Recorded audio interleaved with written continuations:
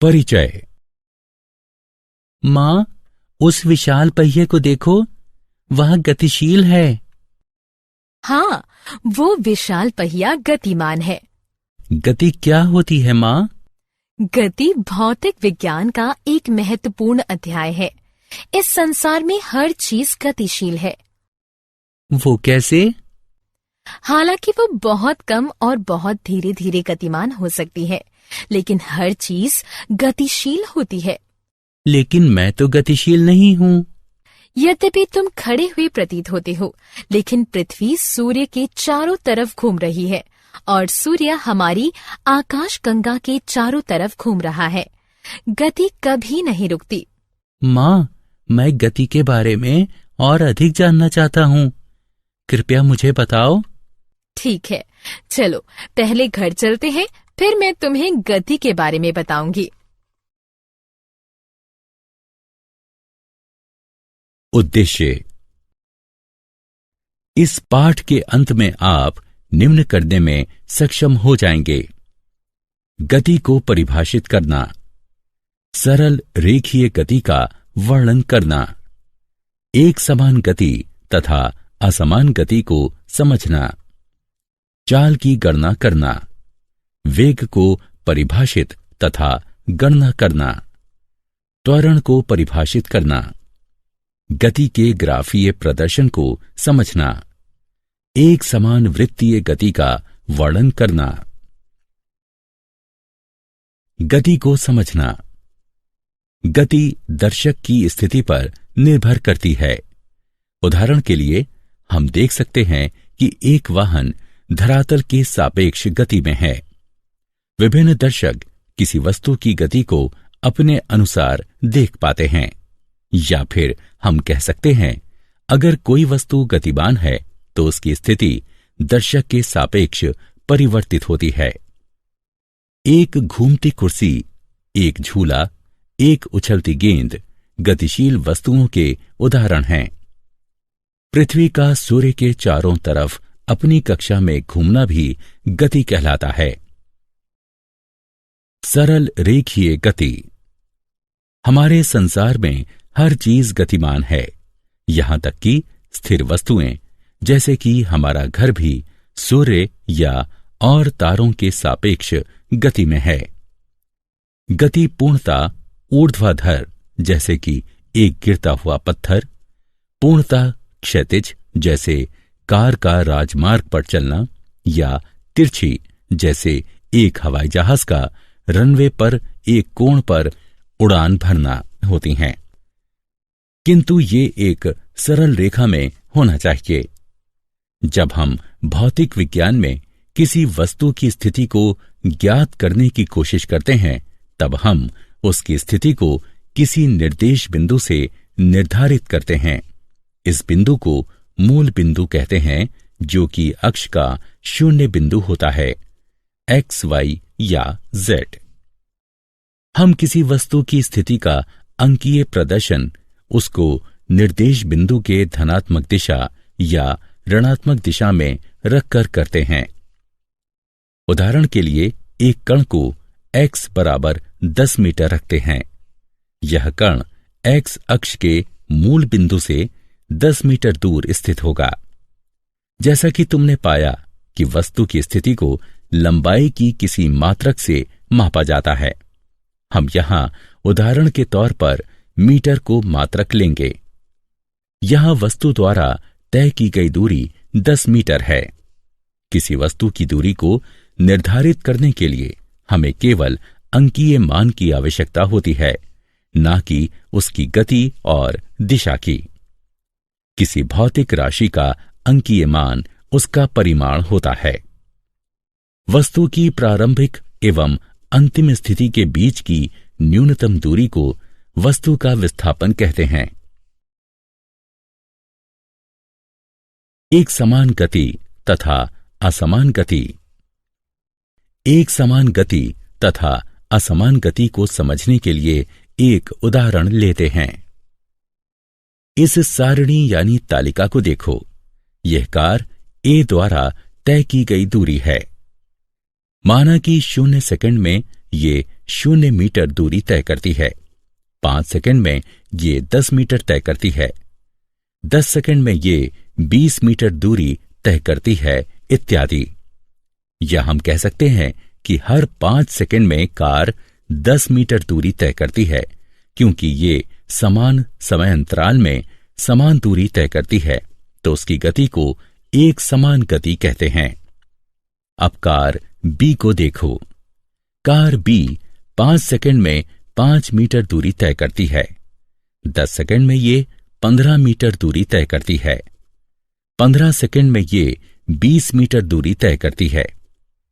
हमने देखा कि कार बी समान समय अंतराल में समान दूरी तय नहीं करती, तो उसकी गति को असमान गति कहते हैं। चाल। क्या तुम विभिन्न चाल से चल रही दो समान वस्तुओं में अंतर बता सकते हो?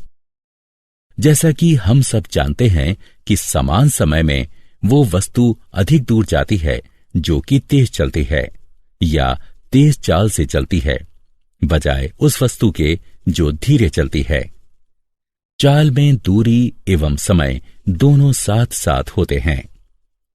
तेज का मतलब या तो दूर, ज्यादा दूरी, या जल्दी यानी कम समय से होता है।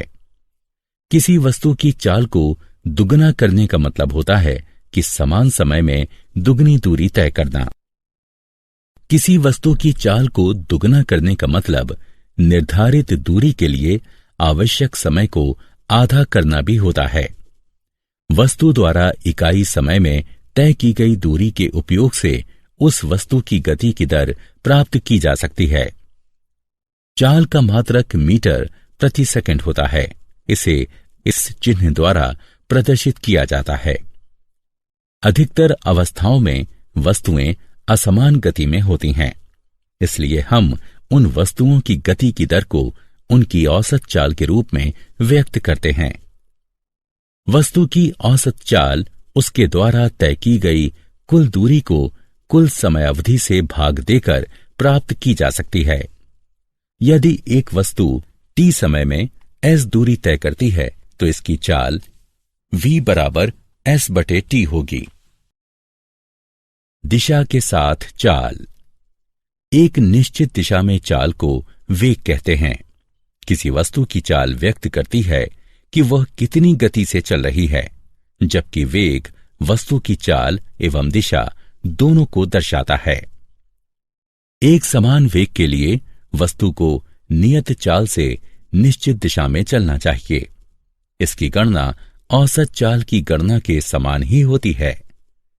औसत वेग को प्रारंभिक वेग और अंतिम वेग के अंकगणितीय माध्य के द्वारा प्राप्त किया जा सकता है। औसत वेग बराबर प्रारंभिक वेग जमा अंतिम वेग बटे 2। गणितीय रूप में v/a/v बराबर u जमा v बटे में 2, जहां v/a/v औसत वेग है, u प्रारंभिक वेग है तथा v वस्तु का अंतिम वेग है। चाल तथा वेग दोनों का मात्रक समान अर्थात मीटर प्रति सेकंड होता है।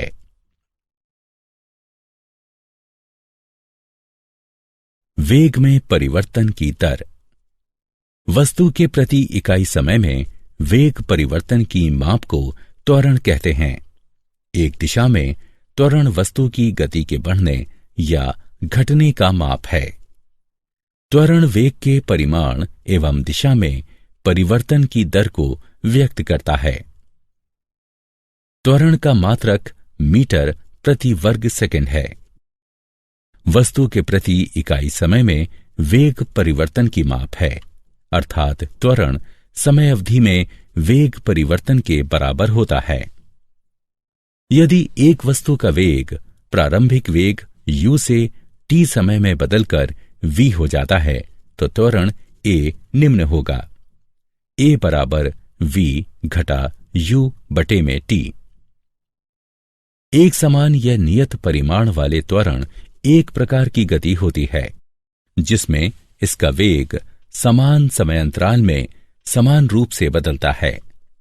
दूसरी ओर यदि एक वस्तु का वेग असमान रूप से बदलता है तो वो असमान त्वरण से चलती है।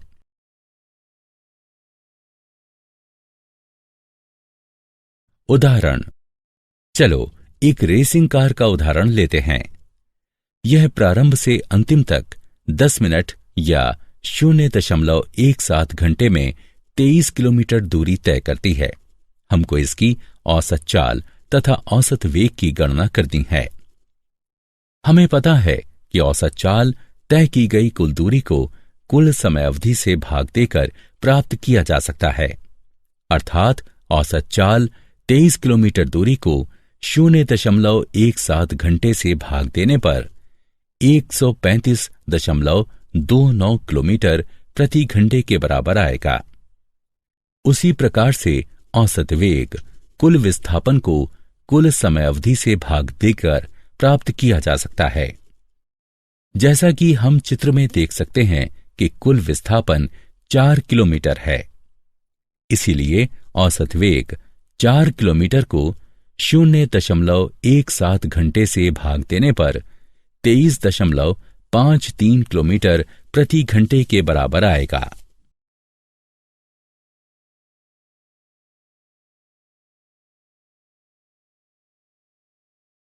गति का ग्राफीय प्रदर्शन। एक ग्राफ दो प्रकार के आंकड़ों में संबंध का चित्रीय प्रदर्शन है, जिसमें एक प्रकार के आंकड़े निर्भर चर तथा दूसरे प्रकार के आंकड़े स्वतंत्र चर होते हैं। विस्थापन। क्योंकि विस्थापन एक निर्भर भौतिक राशि है, इसलिए समय ग्राफ में इसको y अक्ष पर प्रदर्शित किया जाता है तथा समय स्वतंत्र राशि है, अतः इसे x अक्ष पर प्रदर्शित किया जाता है। अगर किसी वस्तु की स्थिति समय के साथ बदलती है तो वो गतिशील है।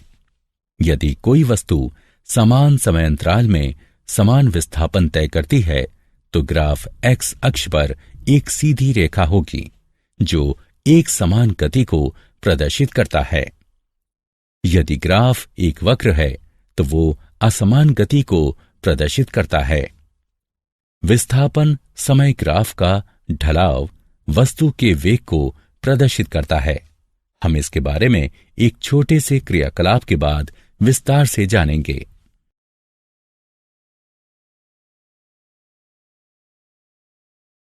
दूरी समय ग्राफ। दूरी समय ग्राफ के द्वारा हम गति के बारे में काफी अध्ययन कर सकते हैं। चलो अक्षों को देखते हैं। समय हमेशा x अक्ष पर यानी ग्राफ के निचले हिस्से पर अंकित किया जाता है।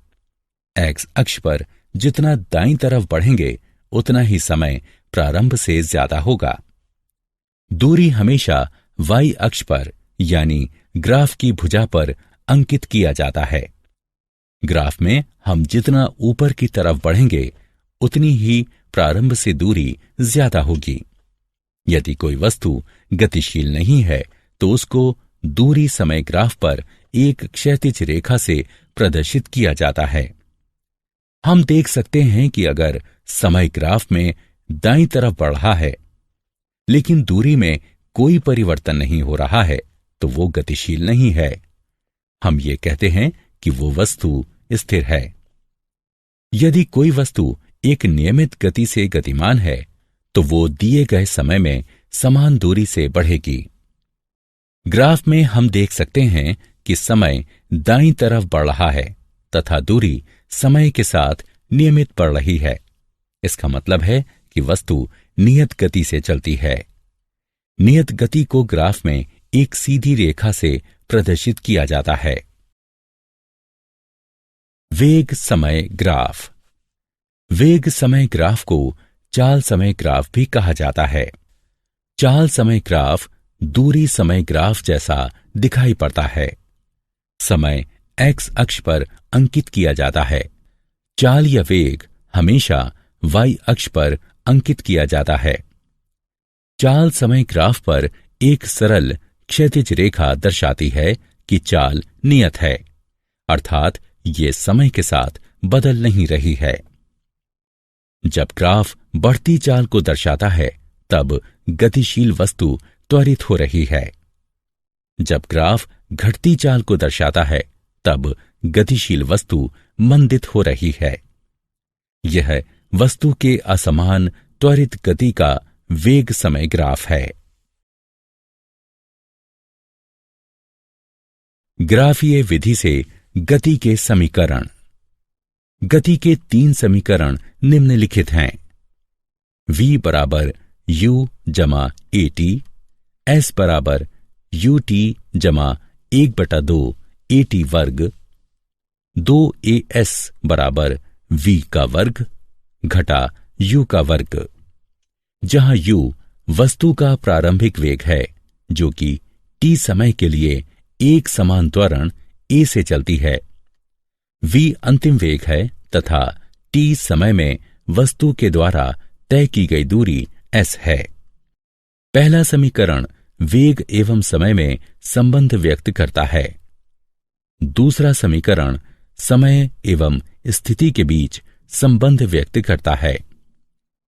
तीसरा समीकरण वेग एवं स्थिति के बीच संबंध व्यक्त करता है, जिसे पहले तथा दूसरे समीकरण से प्राप्त किया जा सकता है।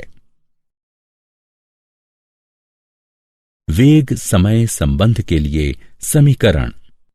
कोई वस्तु जो कि एक सरल रेखा में एक समान वेग से चल रही है, माना कि समय t बराबर 0 पर इसका एक समान त्वरण a है, जबकि इसका प्रारंभिक वेग u है।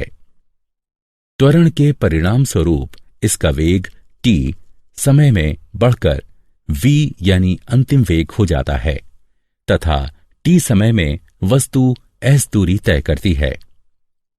चित्र वस्तु की गति के वेग समय ग्राफ को दर्शाता है। vt ग्राफ का ढलाव गतिशील वस्तु का त्वरण दर्शाता है। अतः त्वरण बराबर ढलाव बराबर ab बराबर bc बटे ac बराबर v घटा u बटे t घटा o, अथवा a बराबर v घटा u बटे t, v घटा u बराबर at, v बराबर u जमा at, जो कि गति का पहला समीकरण है। समय स्थिति संबंध के लिए समीकरण। माना कि कोई वस्तु t समय में a त्वरण से s दूरी तय करती है। वस्तु के द्वारा तय की गई दूरी वेग समय ग्राफ में घिरे क्षेत्र द्वारा प्राप्त की जाती है। अतः तय की गई दूरी s बराबर समलंब ABDO का क्षेत्रफल बराबर आयत ACDO का क्षेत्रफल जमा DABC का क्षेत्रफल बराबर OD गुणा OA जमा 1/2 BC गुणा AC बराबर T गुणा U जमा 1/2 V घटा U गुणा T। हल करने पर हमें प्राप्त होगा बराबर UT जमा 1/2 V घटा U गुणा T। गति के पहले समीकरण से हम जानते हैं कि V घटा U बराबर AT है, या हम लिख सकते हैं कि V बराबर U जमा AT। अतः S बराबर UT जमा 1/2 AT गुणा T। S बराबर UT जमा 1/2 AT वर्ग। यह गति का दूसरा समीकरण है।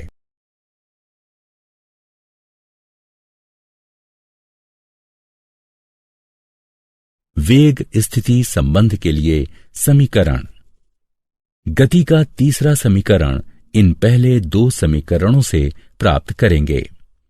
वेग समय ग्राफ से तय की गई दूरी s बराबर समलंब OABD का क्षेत्रफल बराबर 1/2 B1 जमा B2 गुणा h बराबर 1/2 OA जमा BD गुणा AC।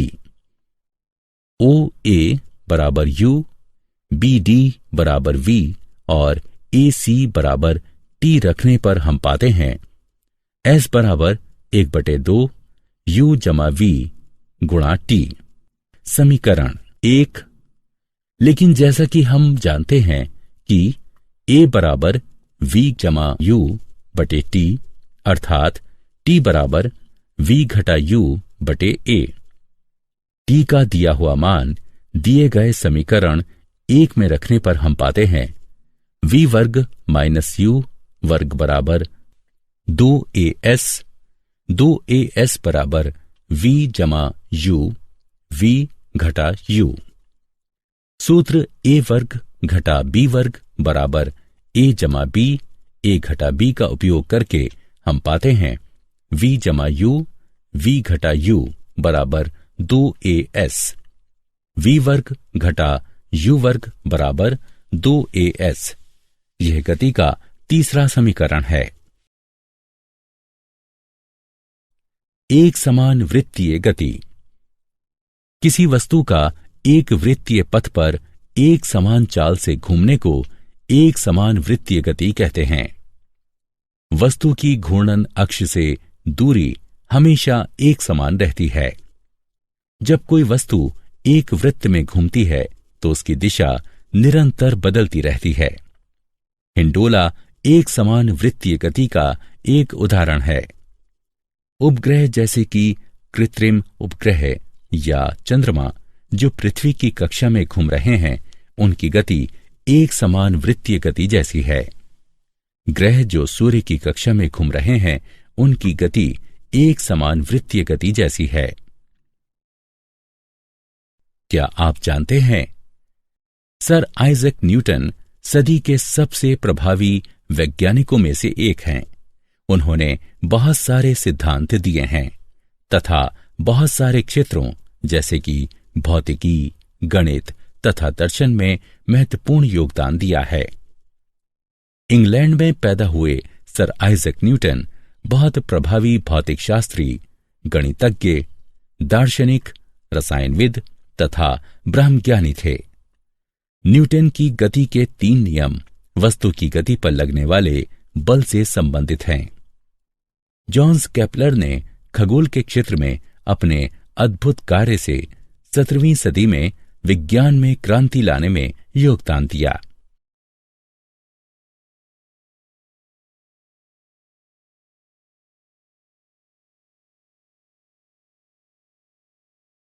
सारांश। आइए हमने जो कुछ सीखा है उसे संक्षेप में दोहराएं। स्थिति में परिवर्तन एक गति है। इसकी व्याख्या तय की गई दूरी या विस्थापन के रूप में की जा सकती है। एक वस्तु की गति का समान या असमान होना उस वस्तु के वेग पर निर्भर करता है जो कि नियत है या बदल रहा है। प्रति इकाई समय में वस्तु के द्वारा तय की गई दूरी उसकी चाल होती है और प्रति इकाई समय में हुआ विस्थापन उसका वेग होता है। किसी वस्तु का त्वरण प्रति इकाई समय में उसके वेग में होने वाला परिवर्तन है। ग्राफों के द्वारा वस्तु की समान और असमान गति को दर्शाया जा सकता है।